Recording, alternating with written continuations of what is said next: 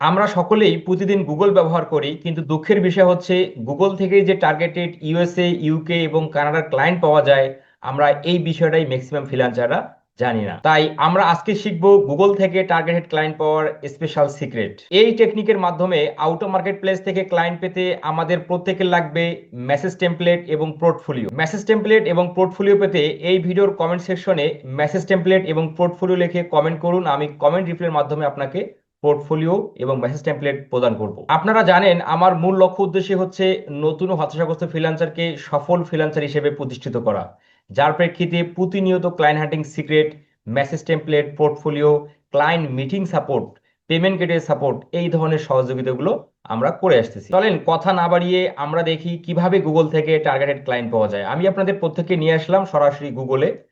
আমরা গুগলে এসে গুগলের যে সার্চ বারটা আছে এখানে আমরা যে নিশের উপর ক্লায়েন্ট হান্টিং করতে চাই ওই নিশটা লিখে আপনারা সার্চ করবেন। তো আপনারা পৃথিবীতে অসংখ্য বিজনেসের ক্যাটাগরি আছে, আপনারা যদি বিজনেস নিশগুলো না জানেন তাহলে আপনারা এই ভিডিওর কমেন্ট সেকশনে বিজনেস নিশ লিখেও আপনারা কমেন্ট করবেন, তাহলে আমি আপনাকে 500+ বিজনেসের নিশ দেব। সেখান থেকে আপনি নিশ কপি করে আপনি সার্চ বারে সার্চ করলেই হয়ে যাবে। আপনারা এখানে দেখতে পাচ্ছেন যে আমি একটা কিওয়ার্ড লিখে সার্চ করছি, ইউএসএ ডগ ফুড। যারা এই মুহূর্তে ইউনাইটেড স্টেটে ডগ ফুড বিক্রি করতেছে, এই ডগ ফুড বিজনেস ওনার, তারা অনলাইনে ডগ ফুড বিক্রি করার জন্য গুগলে অ্যাড চালাচ্ছে। এই সকল বিজনেস যারা এই মুহূর্তে যারা গুগল অ্যাড চালাচ্ছে, এই বিজনেসগুলোর কিন্তু পরবর্তী টার্গেট থাকে ফেসবুক অ্যাডস, অন্যান্য সোশ্যাল মিডিয়া অ্যাডস ক্যাম্পেইন গুলো করার। দেখবেন পৃথিবীতে যত বিজনেস আছে প্রতিটা বিজনেস চায় তারা ফেসবুক, গুগল এবং অন্যান্য সোশ্যাল মিডিয়াগুলোর মধ্যেও তাদের বিজনেসের প্রসার বৃদ্ধি করতে। তাহলে আমরা যারা ফেসবুক অ্যাডস ক্যাম্পেইন এক্সপার্ট আছি, এই সকল ক্লায়েন্টদেরকে কিন্তু আমাদের ফাইন্ড আউট করা দরকার, কারণ এদের কিন্তু টার্গেট থাকবে গুগল অ্যাডস এর পাশাপাশি ফেসবুক অ্যাডস রান করার, নয়তো গুগল অ্যাডস এর পরেই তারা ফেসবুক অ্যাডস ক্যাম্পেইন করতে চাবে।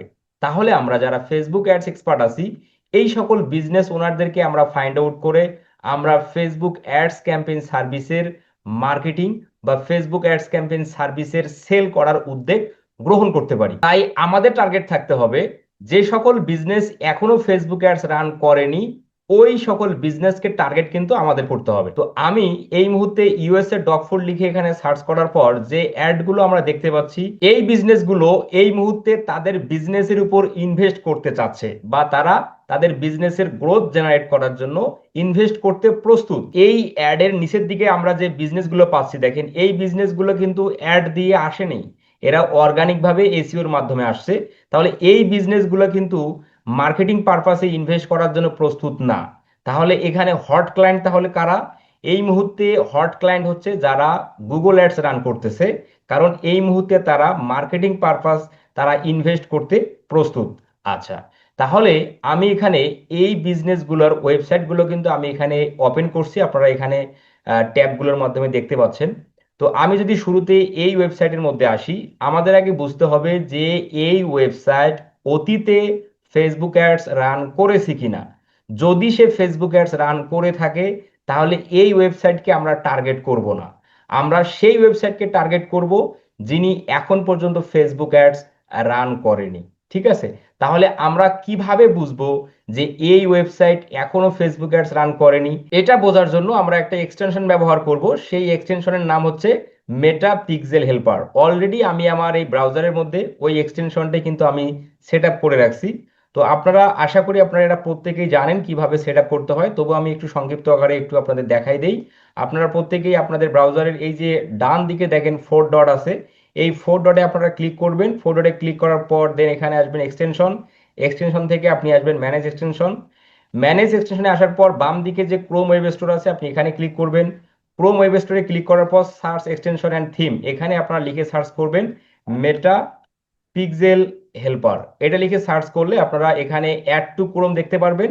এখানে ক্লিক করার পর অ্যাড এক্সটেনশনে ক্লিক করবেন, তাহলে কিন্তু এই এক্সটেনশন আপনার ব্রাউজারের মধ্যে অ্যাড হয়ে যাবে। এখন আসেন আমরা এটা পর্যালোচনা করি যে এই ওয়েবসাইট পূর্বে ফেসবুক অ্যাডস রান করেছি কিনা। এটা বোঝার জন্য জাস্ট আমরা এই এক্সটেনশন বারে ক্লিক করে এই মেটা পিক্সেল হেল্পার এটাকে আমরা পিন করে নেব, তাহলে আমরা এটা মেটা পিক্সেল হেল্পারের যে লোগোটা সেটা আমরা এখানে দেখতে পারবো। এখন আমরা জাস্ট এই মেটা পিক্সেল হেল্পারে যদি ক্লিক করি ক্লিক করার সঙ্গে সঙ্গে আমরা দেখতে পাচ্ছি no pixel found on this page, মানে এই ওয়েবসাইটে মেটা পিক্সেল সেট আপ করা নেই। যেহেতু মেটা পিক্সেল সেট আপ করা নেই, তার মানে এই ওয়েবসাইট এখনো ফেসবুক অ্যাডস রান করেনি। আচ্ছা, এখন আমরা যদি পাশের ওয়েবসাইটটা আসি, এখানে এই ওয়েবসাইটে আসার পর আমরা যদি আবারও অ্যাগেইন মেটা পিক্সেল পরে ক্লিক করি, আচ্ছা ক্লিক করার পর দেখেন no pixel found on this page, এই ওয়েবসাইটের মধ্যেও পিক্সেল সেটআপ করা নেই। পিক্সেল সেটআপ করা নেই মানেই অতীতে এখন পর্যন্ত সে ফেসবুক অ্যাডস রান করেনি। সেম ভাবে আমরা পাশের ওয়েবসাইটে একটু আসি, এই ওয়েবসাইটে আসার পর জাস্ট আমরা এখানে রিফ্রেশ করি, রিফ্রেশ করার পর দেন আমরা মেটা পিক্সেল হেল্পারের লোগোতে যদি আমরা ক্লিক করি, তখন পিক্সেল হেল্পার বলতেছে এ pixel was found on this page, মানে এই ওয়েবসাইটের মধ্যে পিক্সেল পাওয়া গিয়েছে। যেহেতু পিক্সেল পাওয়া গিয়েছে, তার মানে এই ওয়েবসাইট অতীতে ফেসবুক অ্যাডস রান করেছে, অথবা এই মুহূর্তেও এই ওয়েবসাইটের ফেসবুক অ্যাডস রান থাকতে পারে। তাহলে বিষয়টা আপনারা সহজেই বুঝলেন যে কোন ওয়েবসাইট ফেসবুক অ্যাডস রান করেছে কিনা বা করেছিল কিনা, আর কোন ওয়েবসাইট ফেসবুক অ্যাডস রান করেনি, এটার পার্থক্যটা আপনারা সহজেই বুঝতে পারলেন। সেম ভাবে যদি আমরা পাশের ওয়েবসাইটে আসি, সেম ভাবে যদি আমরা পাশের ওয়েবসাইটে আসি, আমরা মেটা পিক্সেল হেল্পার লোগোতে যদি ক্লিক করি, দেখেন no pixel found on this page, এই ওয়েবসাইটের মধ্যেও কিন্তু পিক্সেল সেট আপ করা নেই। তার মানে এই ওয়েবসাইটে কিন্তু এখন অবধি ফেসবুক অ্যাডস রান করেনি। এখন আপনারা একটু নিজেই চিন্তা করেন যে এই ওয়েবসাইটের যে প্রোডাক্টগুলো আছে, এই যে প্রোডাক্টগুলো আছে, এই প্রোডাক্টগুলো শুধুমাত্র গুগল অ্যাডস এর মাধ্যমে কি সেল করা সম্ভব? হ্যাঁ, গুগল অ্যাডস এর পাশাপাশি ফেসবুক অ্যাডস এর মাধ্যমেও কিন্তু এই প্রোডাক্টগুলো সেল করা সম্ভব। আমি আপনাদের পূর্বেই বলেছি যে ফেসবুকের অডিয়েন্স ডিফারেন্ট, গুগলের অডিয়েন্স ডিফারেন্ট, ইউটিউবের অডিয়েন্স ডিফারেন্ট, দেন আদার সোশ্যাল মিডিয়ার অডিয়েন্স, প্রত্যেক অডিয়েন্স কিন্তু প্রকারভেদে ডিফারেন্ট হয়ে থাকে। একজন বিজনেস ওনার অবশ্যই চায় প্রতিটা প্ল্যাটফর্মে তার বিজনেসের মার্কেটিং গুলো করতে, কারণ এককভাবে একটি প্ল্যাটফর্মে মার্কেটিং করে এই ধরনের বিজনেস কিন্তু নেই বললেই চলে। প্রতিটা প্ল্যাটফর্ম, প্রতিটা বিজনেস ওনার চায় প্রতিটা প্ল্যাটফর্মে তাদের বিজনেসের অ্যাডভার্টাইজিং করতে। তাহলে আমরা এখন এই সকল ওয়েবসাইটের লিড কিভাবে কালেক্ট করব তাদেরকে ফেসবুক অ্যাড সার্ভিসটা সেল করার উদ্দেশ্যে। এখন তো আমরা পাশের ওয়েবসাইটে আসি, এই ওয়েবসাইট থেকে আমরা কি কি পাই তাকে আউটরিচ করার লক্ষ্যে আমরা ওয়েবসাইটে আসার পর নিচের দিকে খেয়াল করব যে তাদের সোশ্যাল মিডিয়া গুলোকে লিঙ্ক আউট করে রাখছে কিনা। তো এখানে যখন আমরা আসতেছি তাদের নিচের দিকে দেখে তাদের এখানে কিন্তু আমরা কোনো সোশ্যাল মিডিয়া অ্যাকাউন্ট আছে এখানে পাচ্ছি, ইনস্টাগ্রাম, ফেসবুক,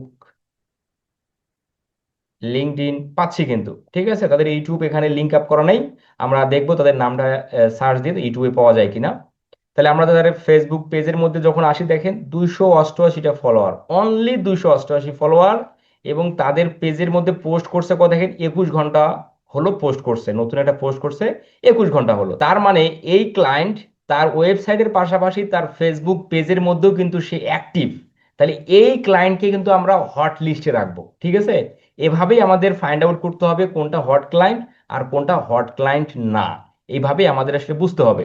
তাহলে এখানে যখন আমরা আসি তাদের কি পাচ্ছি, ইনস্টাগ্রাম পাচ্ছি 2.1K ফলোয়ার অনলি, এর পাশাপাশি তাদের আমরা পাচ্ছি হলো ফোন নাম্বার।